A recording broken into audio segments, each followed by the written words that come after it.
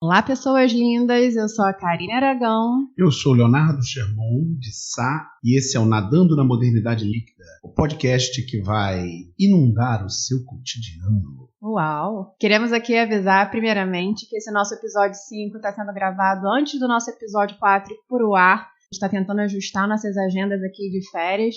Então, todas as perguntas que chegarem sobre o episódio 4 serão respondidas lá no episódio 6.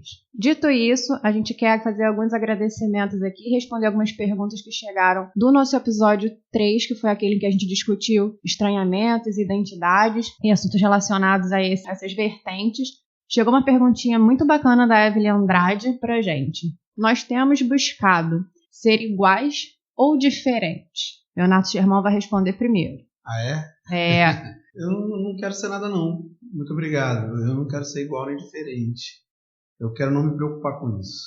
Se fosse possível, talvez acessar um tipo de autenticidade tal que não se preocupa nem com o que as outras pessoas estão fazendo, no sentido de fazer igual, nem com o que as outras pessoas estão fazendo, no sentido de fazer diferente. É claro que isso é impossível. Porque nós somos humanos são seres gregários, sociáveis e boa parte do nosso desenvolvimento veio da cultura, que basicamente é o pensamento compartilhado. Então nós estamos aí o tempo todo imitando uns aos outros, senão fica muito difícil viver, né? A gente aprende a viver imitando outras pessoas. Entretanto, eu penso que o melhor caminho seria esse, assim, a gente tentar, ao máximo, não se preocupar nem com uma coisa nem com a outra. Não se preocupar nem com imitar, tampouco com ser diferente. Essas duas coisas geram um peso desnecessário. Viver um pouco mais leve. E você? Bem, eu acho que a gente vive num movimento paradoxal entre o desejo de ser igual e o desejo de ser diferente também. Mas eu consigo ver que, de uma maneira mais macro, parece que a gente tem buscado ficar pertinho de quem pensa igual a gente, de quem tem ideias convergentes, mas dentro desse grupo tem indivíduos que tentam se destacar, até aquela expressão que a gente usou, né? Diferente entre os iguais. E toda a carga paradoxal que carrega essa expressão. A gente tem também um agradecimento para fazer ao Bernardo Santos, que comentou esse nosso episódio 3 e disse que cada vez mais a gente tem tocado em temas polêmicos e que isso é muito bom. Obrigada, Bernardo, por essa percepção polêmica no ar. Tenho que dizer que é verdade, a gente está caminhando devagar para esses temas mais polêmicos mesmo. A gente está aumentando o grau de polêmica aos pouquinhos e a gente vai chegar nos temas mais quentes ainda. Imagina lá para junho. Opa! Feitos nossos agradecimentos, vamos mergulhar? Vamos!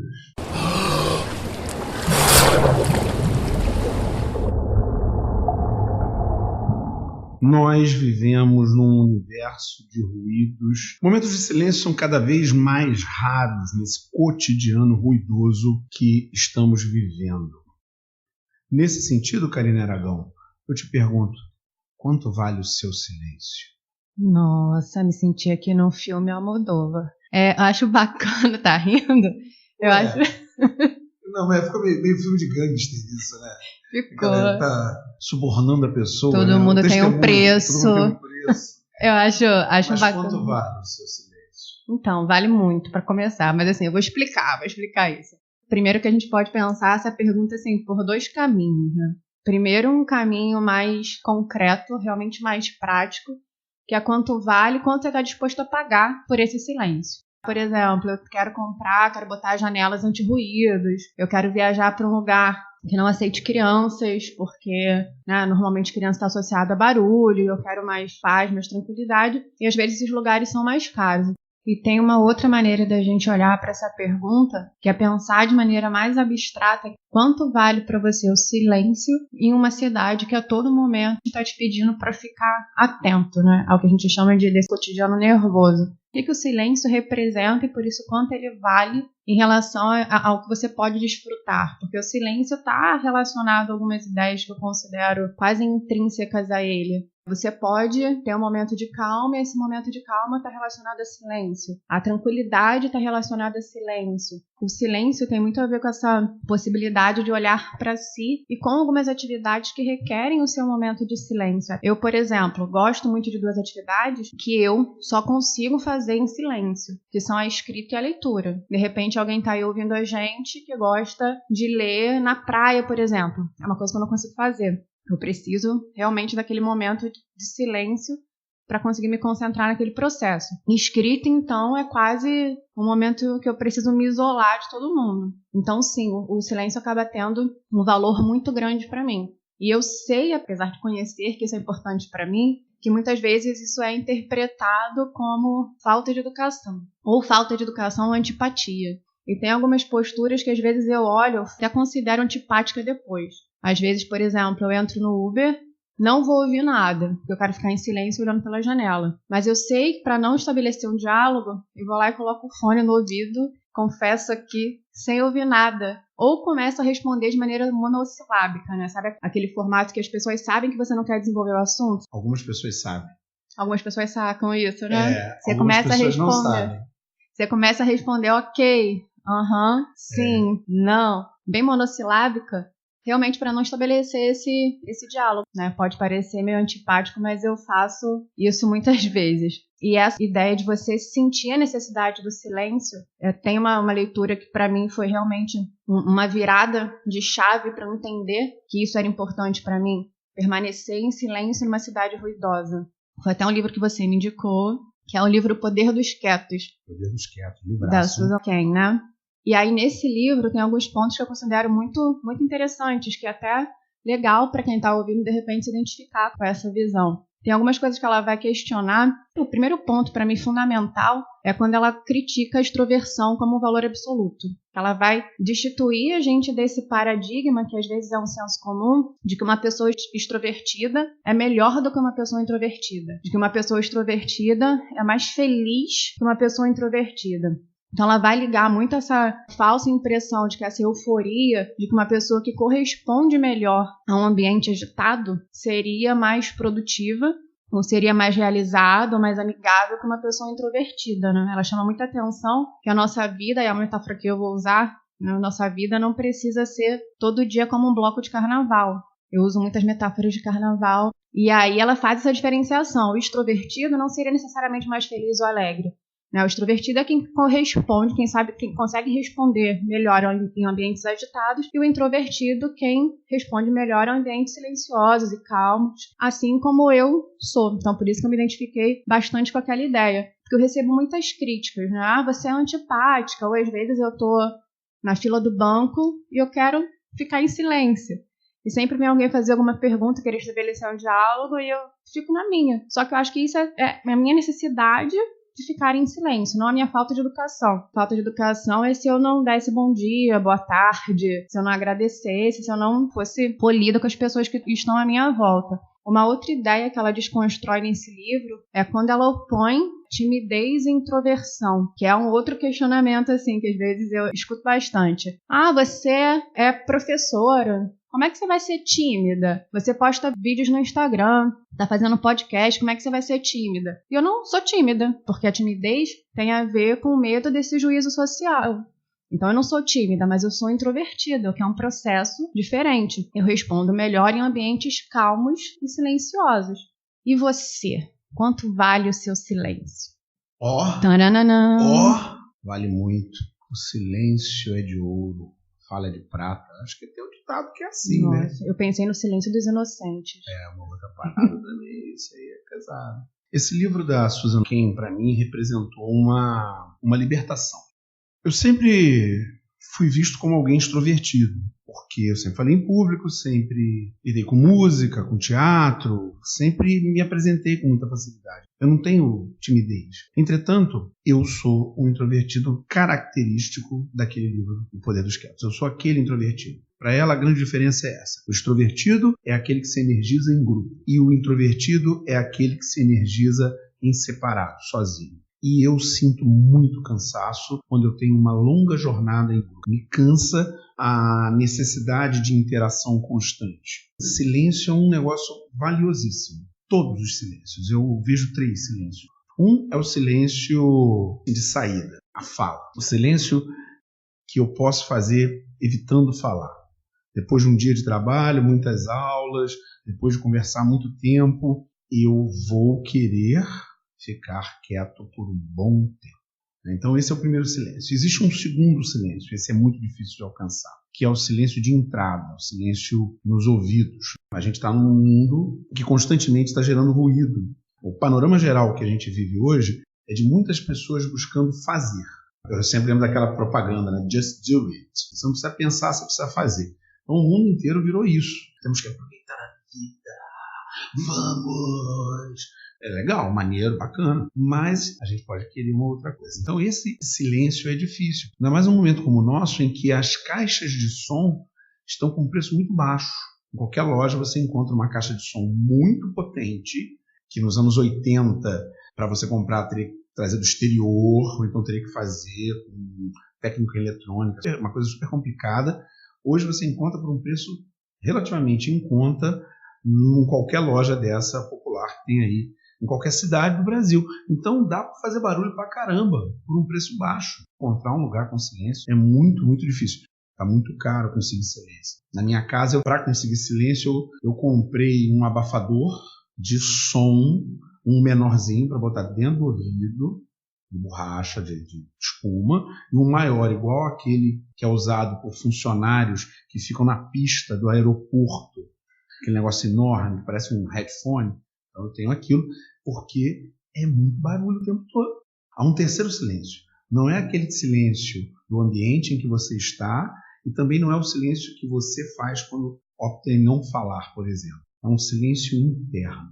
E esse, para mim, é o mais difícil de atingir, porque muitas vezes a gente tem um ruído dentro da nossa cabeça proveniente das nossas preocupações, das coisas que a gente está acompanhando, dos problemas, todas essas questões que a gente carrega, e mesmo estando num lugar absolutamente quieto, a gente está com um ruído interno, aquela agitação. Para mim, esses três silêncios, quando a gente consegue se libertar de todas as amarras, consegue encontrar uma maneira de pacificar o ambiente e chegar nesse ponto, é realmente um momento maravilhoso e muito, muito raro. Enquanto você estava falando isso, eu acho que essa raridade me vem à cabeça agora. Você diz que a gente tem esses vários tipos de silêncio. Você fala, por exemplo, das caixas de som. Eu moro numa rua super barulhenta. Tem um ruído ali que é inevitável. Ônibus passando, carro passando, movimentação de lojas.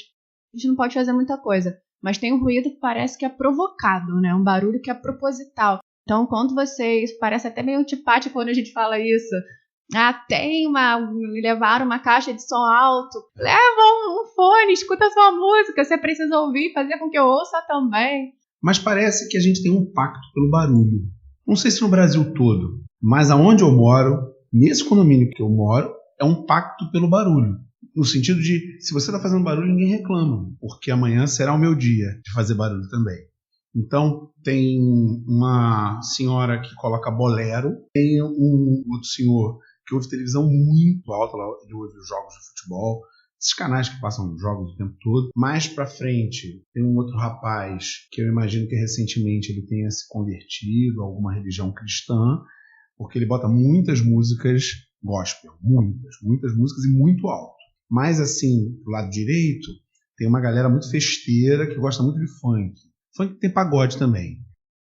Assim, nossa, dá uma mistura aí. É uma mistura e é um pacto pelo ruído, porque ninguém reclama de ninguém, é complicado. Eu já fui uma pessoa mais barulhenta. Eu já toquei bateria sem ter nenhum tipo de abafamento num apartamento. Você já foi o vizinho barulhento. Já fui o vizinho da bateria. Pelo que me consta, a gente não tem uma lei de silêncio. Uma lei que determine o que é silêncio e o que não é. Isso vai muito do entendimento de uma determinada região. Você chama a polícia, eu já chamei a polícia e já tive também a polícia chamada por sua causa. Por minha causa. Mas a polícia geralmente fala assim no sentido de, olha, aqui é um lugar residencial e você faz barulho. Eu acho que a gente tem um pacto pelo ruído. E por isso mesmo, como está muito difícil arrumar um lugar de silêncio, o silêncio virou uma coisa cara, virou luxo.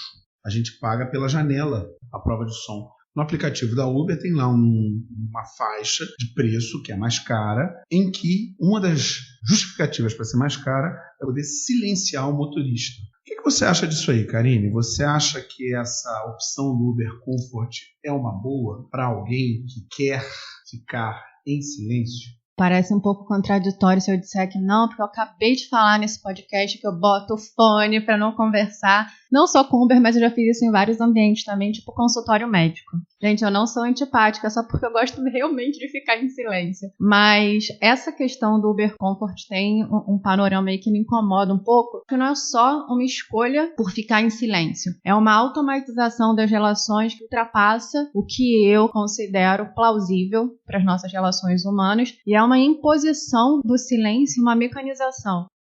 2 panoramas. Você pode optar pela temperatura do ar e você pode optar por silenciar o motorista. Então tá é como escrito ali conversa. Viajar em silêncio. Conversa, sem preferência. Aí tem, prefiro viajar em silêncio, prefiro conversar. Então olha como que a gente bota no mesmo patamar a temperatura do ar e se você quer conversar ou não. E aí o que me incomoda nisso é justamente essa noção de silenciamento, que eu acho que não é só uma opção por ficar em silêncio, mas um silenciamento de uma pessoa. Quando eu falo de automatização, é como que se estivesse claro na sua cabeça, você vai entrar ali e você não quer que ninguém fale com você. Você quer que seja uma máquina ali dirigindo seu carro. Sim, a gente tem uma vida automatizada. Talvez a gente não consiga viver fora dessa automatização. Você vai pedir comida ali, você não vai ligar e falar com alguém para decidir o sabor da sua pizza, se você vai querer refrigerante ou não. Você vai lá, escolhe prática, não precisa estabelecer relações. Essa automatização eu não vejo no mesmo patamar de você escolher não quero conversar, quero viajar em silêncio. Para mim existe uma outra estrutura aí, nessa escolha e que ultrapassa minha aceitação do que é a automatização. E você, como é que você se sente diante disso? Eu acho engraçado que isso tenha um preço. Eu fico pensando nos ônibus, que tem lá a plaquinha, fale ao motorista somente o indispensável. Veja como isso mudou. A gente não podia falar com o motorista, e agora a gente tem um serviço pago à parte para não falar com o motorista. É muito estranho isso, que a gente tenha chegado a esse ponto. E essa opção provém da nossa dificuldade de diálogo mesmo. O melhor seria, para conseguir o silêncio, falar com a pessoa. Você vai me desculpar, mas eu prefiro ficar em silêncio. Mas eu fico pensando também, da mesma maneira que você falou que é vista como antipática em alguns círculos, porque quer ficar um pouco sozinho, quer ficar em silêncio, se também o motorista não ia nos ver como uma pessoa antipática, na medida em que a relação do Uber envolve valorização através de estrelinhas.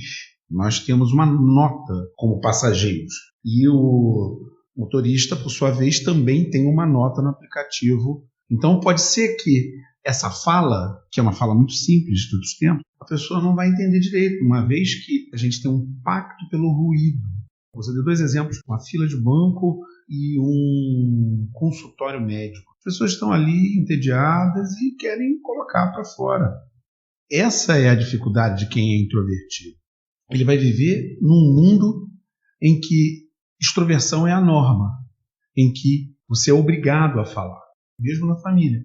Eu, mais novo, criança, meus familiares me chamavam de Zé Buscapé. Era um personagem da Hanna-Barbera, uma pessoa dos anos 60, talvez, em que ele era um cara do interior, uma pessoa da roça, tinha uma esposa que ficava falando com ele e o desenho inteiro ele ficava resmungando, ele só resmungava, porque claramente ele não queria ficar falando com as pessoas. Como eu não queria dar bom dia, acordava meio mal-humorado na época, eu recebi esse apelido. Olha o Zé Buscapé aí, fala direito. Uma pessoa introvertida pensa de uma maneira diferente, vive de uma maneira diferente, ela entende as coisas de uma maneira diferente e a gente está precisando de coisas diferentes.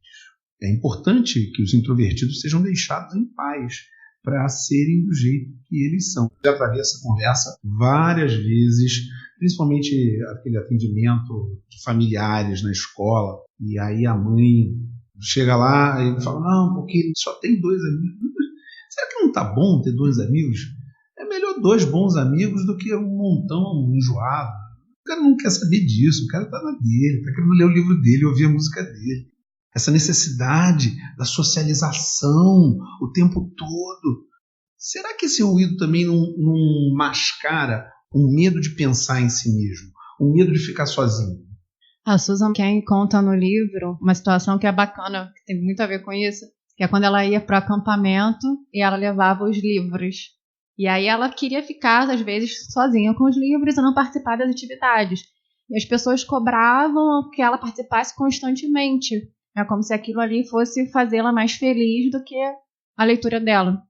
E ela, obviamente, antes de ter escrito o livro e antes de transformar isso em palavras mais concretas, sentia que a sua energia era renovada no momento que ela estava quietinha, sozinha, lendo os livros dela. Então, eu acho que isso é importante para a gente entender, né? Tem pessoas que vão se energizar sozinhas, tem pessoas que vão se energizar em coletividade. Essa euforia, um ponto que você colocou também, essa euforia que às vezes é imposta, realmente cansa. E quando a gente dialoga sobre a questão do Uber Comfort, você ainda usou agora uma expressão, a nossa dificuldade de diálogo, que eu acho que é uma visão, uma suspeita nossa.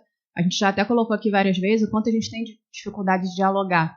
Mas eu acho que existe aí também uma questão, assim, às vezes a gente tem como sociedade, porque eu acho que isso é um sintoma de coletividade mesmo, dificuldade de dialogar, mas às vezes simplesmente a gente não quer dialogar em todos os espaços.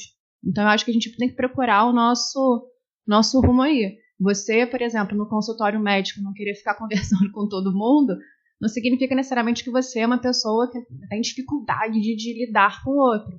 Simplesmente você não quer dialogar naquele momento. Em outra situação, você de repente com pessoas mais próximas, né, em outro momento, você vai querer dialogar. Então a gente também não pode ficar se fechando em caixinhas e até achar que a nossa personalidade é contraditória, que foi um outro apontamento que às vezes eu ouço. Como que em um momento você é super introvertida, no outro momento você é extrovertida? Porque às vezes eu saio da minha característica principal, que é a introversão, e em alguns momentos pontuais na minha vida eu consigo me energizar na extroversão. Mas que são momentos mínimos, e isso não é uma questão de contradição, é a nossa personalidade que pode oscilar. Eu acho que esse é um panorama importante para a gente também se entender e muitas vezes não se cobrar muito também, né? No meio que no tentar se definir, meu Deus, eu sou uma pessoa introvertida, então significa que eu não posso nunca estar num momento de agitação. Então eu não posso ter... Que aí tá muito no que você falou, uma pessoa que é extrovertida não pode, vai ter um treco se ficar em casa numa sexta-feira à noite sozinha. Não, são momentos que é importante se compreender quem se é. Para mim, esse livro veio como um entendimento profundo dessa característica, porque em grupo eu sinto gastar uma certa energia. E não é por conta das pessoas que ali estão, não é por falta de afeto por elas, é porque a situação, para mim, é difícil. Então eu preciso de uma toca onde eu vou me enfiar para dar um tempo.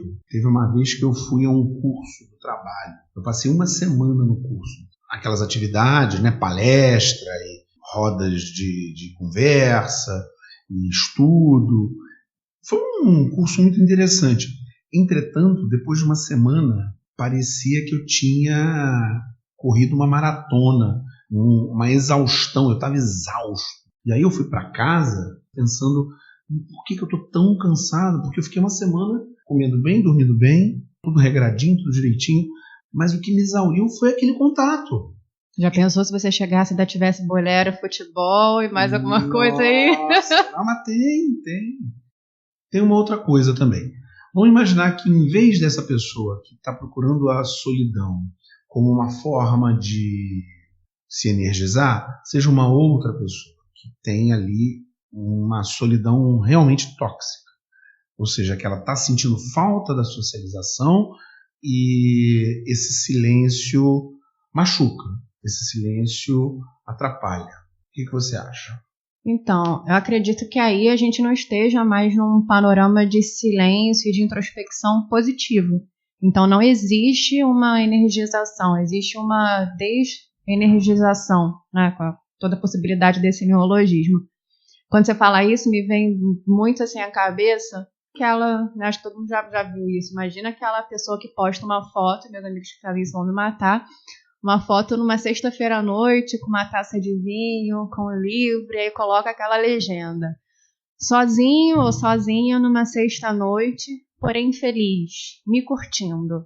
Não parece, não, pode rir, né? Vocês não estão vendo, o Leonardo Firmão está rindo, ele sempre ri dos meus exemplos. Não, mas é porque pra mim é muito engraçado alguém que posta na internet que tá bem sozinho. Na semana passada eu dei aquele exemplo do tempo pra falar eu te amo e gostar, você deu uma gargalhada. Dessa vez... Pô, mas aquela também é demais. Mas é verdade, tá vendo como eu tenho conversas que servem para esse podcast? E aí, esse panorama pra mim é bem latente na amostragem que você tá dando, dessa solidão que machuca. Eu acho que nesse sentido a pessoa não tá ali sozinha curtindo a solidão. Na verdade, ela tá sozinha por alguma imposição que parece externa a ela, mas ela tá com o desejo de se comunicar. Porque se ela não tivesse com o desejo de se comunicar, ela não postaria essa foto, ela ficaria em silêncio, curtiria o silêncio dela e ponto. Sabe? Às vezes me dá a impressão, assim, quando eu vejo essa foto e essa legenda, que a gente tenha alguém que tá ali falando, olha, Tom Jobim, você disse que era impossível ser feliz sozinho, mas eu estou aqui, galera, eu sou autossuficiente e consigo ser sozinho. E aí eu vejo uma solidão que realmente incomoda, que não é curtida, não é vivida com prazer. E aí, nesse sentido, a pessoa tá sozinha fisicamente, mas ela não tá se aproveitando desse momento de solidão para curtir. A solidão tem um estigma tão negativo que a gente até tem hoje o uso da palavra solitude. A solitude seria como a solidão positiva, né? O que para mim não faz o menor sentido, porque parece que você está reafirmando que a solidão é negativa. Se você tem que criar uma outra palavra para dar positividade a ela, você está reafirmando que o outro é negativo. E eu realmente não vejo como esse momento de negatividade. Acho que a gente pode aproveitar e curtir se ele for verdadeiro. É claro, acho que vai muito de pessoa para pessoa também. E você, meu companheiro de antipatia e introspecção, o que você acha sobre isso? Não, mas eu te faço bem. Melhor do que eu, que já confessei aqui várias vezes, você é taxada como antipática do podcast. Eu faço super bem. Eu fico pensando que a solidão pode acontecer quando está acompanhado, cara. Você pode estar em grupo e se sentir muito sozinho. Tá num grupo e aquele grupo não te diz nada. Não faz sentido você estar ali. E, assim, existe esse outro lado, né?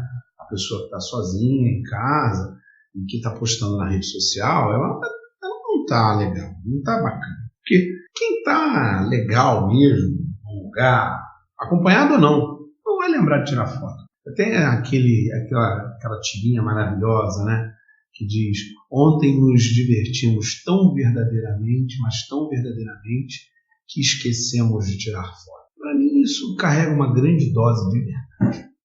A pessoa que está legal, sozinha em casa, ela vai fazer. O problema é que a gente não está legal. A nossa sociedade não está legal, a gente não está pensando legal. Né? A gente está vivendo uma época em que nós estamos passando por muitas dificuldades. A gente não conseguiu equacionar esse ruído intenso da sociedade, das redes sociais, do desenvolvimento tecnológico no nosso corpo, na nossa cabeça, no nosso cérebro. A gente não conseguiu equacionar tudo isso ainda. A pessoa está o tempo todo em conflito, está o tempo todo com um ruído na cabeça. Além, é claro, dessa dificuldade também de se sentir sozinho, de se sentir consigo mesmo. Muitas pessoas que chegam em casa imediatamente ligam a televisão ambiente. E não é para ver a televisão, algo consciente. Eu liguei a televisão para fazer um barulho pela casa, como se tivesse mais alguém dentro de casa. A gente está nesse momento de dificuldade. Apareceu um monte de coisa e a gente não está sabendo lidar com isso tudo. Me vem à cabeça aquela ideia de que está todo mundo mal e todo mundo mal por estar cansado, por estar exausto. E nisso a gente tem várias coisas que são carregadas em conjunto. A gente vive um tempo em que a gente precisa produzir o tempo inteiro, a gente precisa desempenhar o tempo inteiro, a gente precisa falar o tempo inteiro. Então você tem que estar ligado o tempo inteiro, parece que você tem que estar alerta o tempo inteiro. E isso para mim acontece tanto numa vivência nossa laboral, né? Você tem que o tempo inteiro você tem que se especializar, você a todo momento pode ficar obsoleto na sua carreira, essa volatilidade eu acho que cobra muito da gente. E uma vivência em rede social também, eu vejo esses dois panoramas. A gente vive uma festa em rede social, né? Nossa vida é uma festa no Twitter e no Instagram. De novo, adoro essas redes, mas tem minhas críticas, né, como tudo na nossa vida. E eu vejo que, às vezes, quando a gente volta para o nosso mundo orgânico, para o nosso mundo real, se assim eu posso dizer, a gente volta cansado, a gente volta exausto. Então, muitas vezes, você não consegue silenciar, não consegue nem se comunicar direito e nem consegue silenciar, porque você está tão cansado que até esse momento de silenciamento, de realmente botar a sua cabeça, né, de realmente deixar a sua cabeça vazia, ele é dificultado por essa quase imperativo social de estar alerta o tempo inteiro. Como é que você sente isso? Dessa forma, de forma diferente? Eu acho que a gente tem um momento de exagero. A gente está em contato o tempo todo uns com os outros. A gente não descansa. Realmente, chega um momento que aquilo satura. A gente está o tempo todo conversando, vendo coisa, recebendo informação, passando o feed das redes sociais. Fulano fez isso, fulano fez aquilo. Olha o que fulano disse. Eu tenho que reagir aqui, eu tenho que reagir aquilo.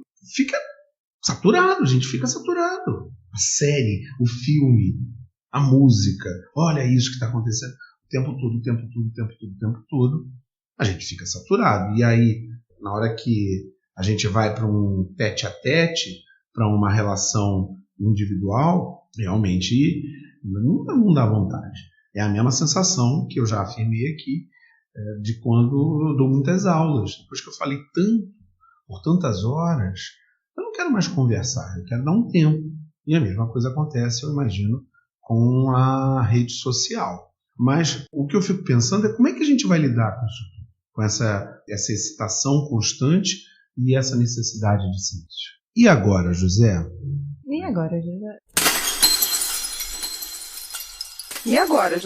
O mundo é barulhento, o mundo é ruidoso e nem sempre é possível conseguir o silêncio que a gente almeja, que a gente deseja. Além disso, internamente, há um discurso constante que nem sempre também é fácil de silenciar. Daí eu te pergunto, como a gente silencia em meio ao caos da vida urbana? Nossa, resposta fácil eu não tenho, não. Até porque com essa nossa conversa aqui, eu tô me sentindo meio naquela música Alexandria, do Thiago York e do Humberto Gessinger, que diz assim: aqui tem gente demais, falando demais, alto demais, vamos atrás de um pouco de paz. Não cantei, lógico, senão ninguém nunca mais ouviria a gente, não. Mas às vezes eu realmente me sinto nesse cansaço, nessa exaustão, né, que eles colocam aqui. E essa ida atrás de um pouco de paz, como eles colocam, é a pergunta que você me faz: como que a gente silencia em meio ao caos?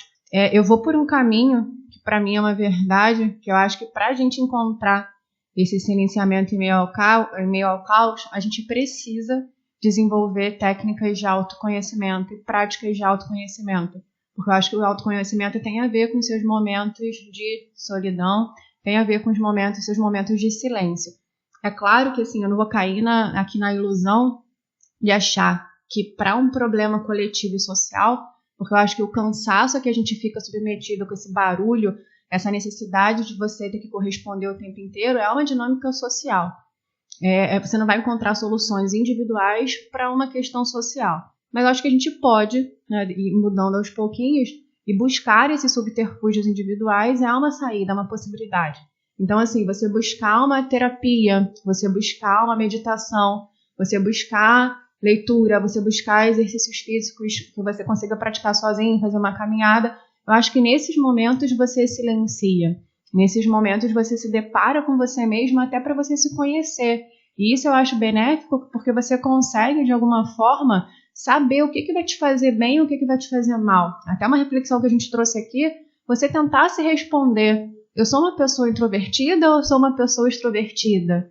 Eu correspondo melhor a ambientes silenciosos ou eu correspondo melhor a ambientes barulhentos? Você começa a se conhecer e olhar para as pessoas de maneira diferente também. Então, quando você olha para uma pessoa eu que sou introvertida, olho para uma pessoa muito agitada e eufórica, e naquela coisa ali você vê que nitidamente a pessoa carrega a sua bateria e na minha coletividade, é simplesmente uma pessoa que tem um processo diferente do meu. Né? O meu processo funciona na posição do dela. Mas você consegue perceber você e consegue perceber os outros. Então, eu acho que isso é bacana. O seu silêncio, acho que é tido nesses momentos, nesse processo de autoconhecimento, que como a gente já falou aqui várias vezes, não é um processo suave, é um processo altamente espinhoso, né? A gente tem aquela ideia assim, de coach, nossa, eu tô crítica nesse programa, né? Mas aquela